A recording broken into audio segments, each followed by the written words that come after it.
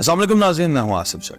मैं जानता हूं ये जो वीडियो मैं बना रहा हूं इसे ना आप देखेंगे और ना ही आप इसे आगे लोगों तक शेयर करेंगे, क्योंकि आपके घर में रोटी मौजूद है, आपके बच्चों ने रोटी खा ली है, आप सुकून की नींद सो रहे हैं। इसलिए आपको इस वीडियो को देखने और शेयर करने से क्या फायदा हासिल होगा।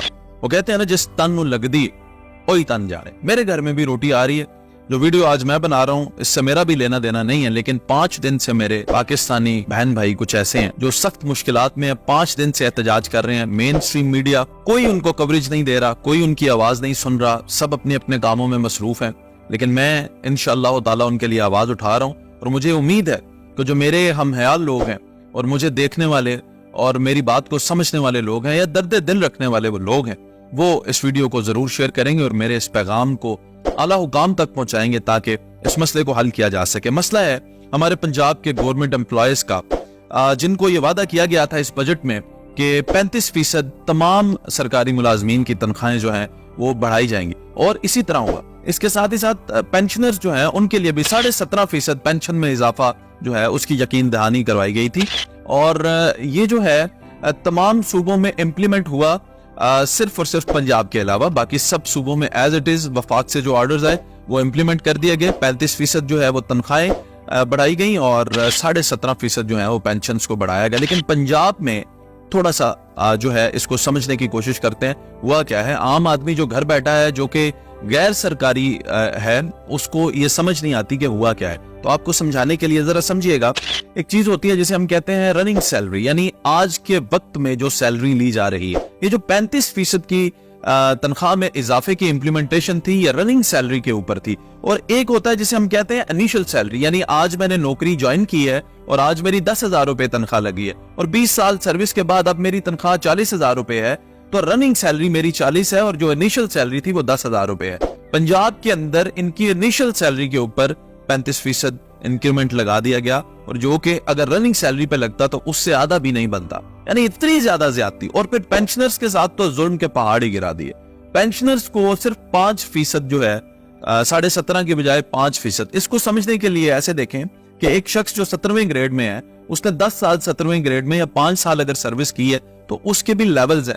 जब वो पहले साल में था तो 17वें ग्रेड के पहले लेवल पे था, और 5 साल सर्विस करने के बाद वो 5वें लेवल पे आ जाता है, और फिर 5वें लेवल पे अगर वो रिटायर होता है तो उसकी पेंशन 5वें लेवल से शुरू होती है। लेकिन पंजाब में उनके साथ ज्यादती ये की गई कि उनको पेंशन पहले लेवल की दी गई, इसलिए उनको भी 5% तक तकरीबन अकोमोडेट किया गया। अब ये पेंशन और तनख्वाहें बढ़ती क्यों और बढ़ना क्यों जरूरी है? अब सोचें, एक शख्स जो 1990 में मुलाजिम था और रिटायर हो गया और उसकी उस वक्त जो पेंशन थी वो 9,000 या 8,000 रुपए थी, तो आज 2023 में 8,000 से गुजारा तो नहीं हो सकता। इसलिए हर आने वाली नई हुकूमत जो है वो बाकायदगी से पेंशन को बढ़ाती है, सरकारी मुलाजमीन की तनख्वाहों को बढ़ाती है, ताकि ये लोग अपनी जिंदगी में बिल्कुल इसी तरह इज्जत और वकार के साथ गुजार सकें, जिस तरह के हम या और बिजनेसमैन लोग जो होते हैं आसानी से गुजारते हैं, इसी तरह ये भी गुजार सकें। लेकिन इनके लिए मुश्किलात इतनी बढ़ा दी गई हैं। एक और जो बड़ा ही संगीन मसला इन लोगों के साथ पेश आया, एक और मुराद होती है जिसे हम कहते हैं लीव इनकैशमेंट। ये उस वक्त होता है जी कि जब आप फॉर एग्जाम्पल आप किसी भी महकमे में, आप रेलवे में हैं, आप पीएसटी हैं, एसएसटी हैं, कुछ भी हैं, आप सरकारी किसी क्लर्क हैं कोई, और आपको 1 साल के अंदर इजाजत है सरकार की तरफ से 20 छुट्टियां करने की, और आपने वो 20 छुट्टियां नहीं की। और इसी तरह पूरी सर्विस में आपको इजाजत थी 100 छुट्टियां करने की, और आपने वो 100 छुट्टियां नहीं की, तो सरकार आपको आपकी बेस्ट परफॉर्मेंस की वजह से लीव इनकैशमेंट यानी कि 12 महीने की सैलरी दिया करती थी। और अगर उस वक्त किसी की सैलरी 50,000 होती थी वो अच्छे खासे पैसे बन जाते थे। अब इन्होंने ये भी बगैर डिस्कशन के इस लीव इनकैशमेंट को भी खत्म कर दिया, यानी सारी जिंदगी जो सरकार की खिदमत करके सरकारी मुलाजिम उठेगा उसको अब ये भी एक पेंशन में जो मिला करती थी मुराद, अब वो भी नहीं मिलेगी। यानी ये वो पैसे होते थे जिससे कोई जमीन का टुकड़ा ले लेता था सरकारी मुलाजिम, कोई घर बना लेता था, कोई कारोबार शुरू कर लेता था कि चले उसकी ऐसी इनकम चलती रहे कि सरकारी नौकरी के बाद भी उसका घर जो है वो अच्छे तरीके से चलता रहे। लेकिन इन लोगों ने इतना जुल्म और ज्यादती की है हमारे सरकारी मुलाजमीन पे कि इस वक्त वो 5 दिन से जो है एहतजाज कर रहे हैं। कोई आवाज सुनने वाला है उनकी, कोई उनकी आवाज में आवाज मिलाने वाला है। तो आप अगर दर्द दिल रखते हैं आप इस चीज को शेयर करें, इस पे आवाज उठाएं, एक कमेंट लिखें। हम कभी कभार सोच लेते हैं कि मेरे लिखने से क्या होगा, मैं भी यही सोचता हूं, बल्कि मैं भी ये सोचता था कि मेरे कहने से क्या होगा, लेकिन आज मैं ये अपनी जिम्मेदारी समझता हूं। अगर मैं इस पाकिस्तान का शहरी हूं, मैं इस पाकिस्तान का मुहिब हूं, तो मुझे अपने पाकिस्तानी अवाम के दर्द को महसूस करना चाहिए। मेरी जो इनकम स्ट्रीम है उसका सरकारी इन अखराजात से क्या लेना देना? मेरा तो ताल्लुक ही नहीं है, मेरा तो जाती कारोबार, जाती बिजनेस है।